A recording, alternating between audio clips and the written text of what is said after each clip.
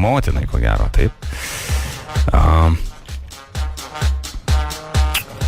Taip, mamytei skambint. Šiandien mama mane išdūrė, kad turėsi broliuką. Taigi reikia revanšo. Apsimeskite, kad esate Šiluvos vidurinės mokyklos socialinis darbuotojas ir pasakykite Šarkių mokyklos teritorijų ir už tai gresia 1000 litų bauda.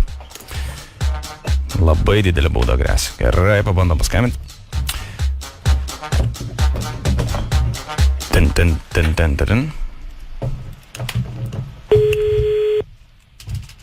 Girdžiu jau skamba, tuo liosiu, kurgi mobilų, aš pasi... Klausau. Labas vakaras. Labas vakaras. Ar su ponia Irena kalbu? Taip, aš klausau. Labas vakaras. Atsiprašau, kad tai vėlai skambinu, bet aš kažkaip dabar tiesiog numerį užsigavau. Egidijus Ivaškevičius skambina Šiluvos vidurinės mokyklos socialinis darbuotojas. Ar galima su jumis pakalbėti? Taip, klausau. Aš dėl jūsų vaikelio. Aha. Katruo? Rytuvės? Rytas? Taip, klausau. Jums nieko šiandien nesakė jį? Ne. Nesakė, ar ne? Pirmadienį buvo toks incidentas. Taip. Palaukit sekundę, aš pasiimsiu tą popierių, kur čia viskas surašyta. Tai pirmadienį, aš nežinau, ar jūs žinojote, bet jūsų duktė buvo pagauta rūkanti už mokyklos teritorijos su savo geriausia draugė, man atrodo, jos vardas dabar Gabrielė, turi Gabrielę draugę? Oi, žinokit, nežinau. Nežinau, žinokit ir aš. Karolina gal kokia? Karolina, atsiprašau, čia blogai parašyta, Karolina, tai. Ir merginos buvo pakviestos pas direktorių. Aš iš direktoriaus gavau irgi raštą. Ir man liepė jums paskambint. Atsiprašau, kad tai vėlai skambinu, bet, žinokit... Labai malonu. Irena, rytoj reikėtų, kad jūs atvažiuotumėt iš Šiluvos vidurinę mokyklą.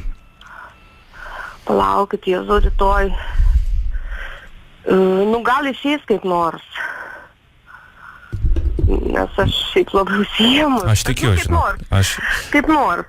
Kaip nors netinka, reikėtų tikslų laiką mums suderinti. Pusė 10 galiu 12 ir 14:30. Gal tada prieš 12. Prieš 12, ar ne? Aha. Aš tiesiog dar tokią trumpą informaciją. O jūs žinojot, kad Rita rūko? Ne. Nežinojot. Namie kažkokių tai, nežinau, cigarečių nepamatėt? Ne. Neužuodėt. Direktoriaus kabinetai jį pasakė, kad jau porą mėnesių tai daro. Net neįtariau. Čia jau staigmena. Keista. O kaip mergaitė jį namuose elgėsi? Nes tokia pas direktorė buvo gan įsigandusi ir sakė, kad tik tai mamai nesakytumėm, bet mes turime pranešti, nes, mūsų tokia pareiga. Tai čia labai gerai. Ką žinau, tokių priekaištų, kad kažko tai... nieko. O jūs baudžiat už tokius dalykus? Tarkim, aš nežinau dabar tokio dalyko, gal jums nebuvo dar? Ne, niekada nebuvo, taip nebuvo susidūrus. Bet ką jūs dabar galvojat, nes aš noriu suprasti... Dabar net neįsivaizduoju, šokę. Jums yra šokas? Šokas. Kaip čia, pagal statistiką Šiluvos vidurinės mokyklos tie moksleiviai iš tikrųjų šitą problemą turi. Aš matot, atvažiavęs naujas šitas socialinis darbuotojas, apžiūrėjęs ir įvertinęs visą situaciją, tai galiu pasakyti, kad 20% merginų rūko iš visos mokyklos, o vaikinų šiek tiek daugiau. Ar jūs pati rūkot? Ne. Nerūkot. Net nebandžius gyvenime. Keistai, iš kur jūsų duktė čia šitas pasiėmė dalykus? Net neįsivaizduoju. Keista. O dabar, kai jūs šitą sužinojate dalyką, jūs eisite tada pas dukterį, nežinau, kaip jūs bandysite gražioj kalbėti, ar imsitės diržo? Pirmiausia, gražiuoju, paskui bus matyti. Įsivaizduoju. Šokas, kol kas tai šokas. Aš galiu šiek tiek jūs gal ir nuraminti, aš vis tiek esu tam tikras ir psichologas, tai galėtume mes pasikalbėti šito klausimu. Iš tikrųjų, direktorius labai tokia nauja priėmė, aš nežinau, čia nauja kaip ir prievolė, bet tradicija, tai kad tėvai susijimtų ir prižiūrėtų labiau vaikus, jisai numatė mokyklos kodekse įvesti baudą. Jeigu pagauna, tarkim, vaiką, kuris rūko, tai tėtis arba mama turi sumokėti 500 litų baudą į mokyklos sąskaitą. Tai mes ir to šitą aptarsim. Tai dar piniginė bauda jūsų laukia. Bet čia šiaip jau nieko mes nežinom, niekur negirdėta tokie dalykai. Tai vat aš noriu su jumis rytoj tai ir apkalbėti. Man telefonu nėra malonu kalbėti, bet sakau taip, kaip yra ir noriu jūs nuraminti ir įspėti, kad rytoj ateitumėt pasiruošusi ir čia yra rimtas reikalas.